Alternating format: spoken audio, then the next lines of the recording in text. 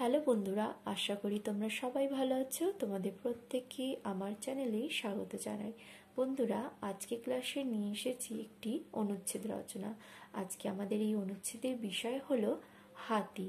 হ্যাঁ বন্ধুরা, ছোট থেকে বড় প্রায় প্রত্যেকেই আমরা এই হাতি দেখতে খুব পছন্দ করি।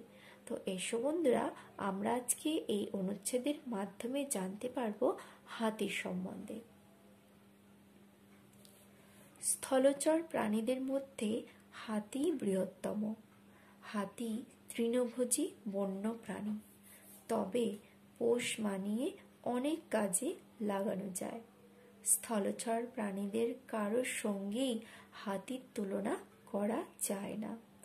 হাতির লক্ষণীয় বৈশিষ্ট্য হলো থামের মতো 4টি পা, কুলোর মতো 2টি কান, নাকের স্থলে একটি বৃহৎ সুর ও প্রকাণ্ড শরীর।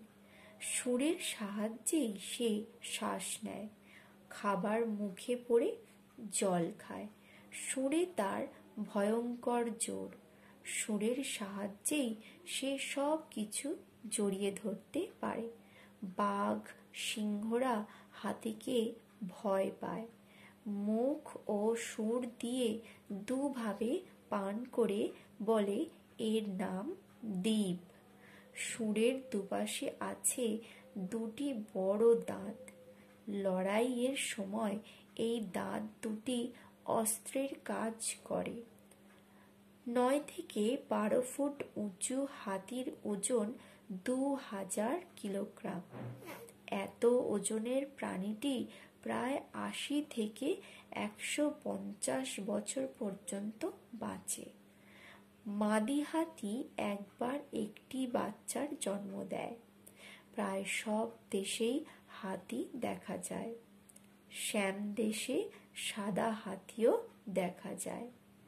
হাতি প্রধানত গাছপালা, ফলমূল, শস্যদানা, ঘাস, খড়, কলাগাছ প্রভৃতি খেয়ে থাকে। হাতি অত্যন্ত ধীর স্থির প্রকৃতির হয়। এরা সাধারণভাবে খুব বুদ্ধিমান হয়। সাধারণভাবে এরা দল বেঁধে বাস করে। এদের গায়ের জোরের তুলনা হয় না, তাই ভারী মালপত্র তুলতে বা টেনে নিয়ে যেতে এদের কাজে লাগানো হয়ে থাকে। প্রাচীনকালে যুদ্ধে ও যাতায়াতে হাতি ব্যবহার করা হতো। হাতির দাঁত খুব মূল্যবান। এই দাঁত দিয়ে নানা শৌখিন জিনিস ও অলংকার তৈরি হয়। তাহলে বন্ধুরা, আজকে আমরা শিখলাম অনুচ্ছেদ রচনা হাতি।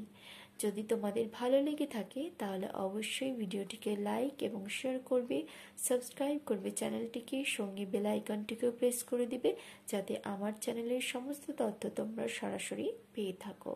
ধন্যবাদ সবাইকে।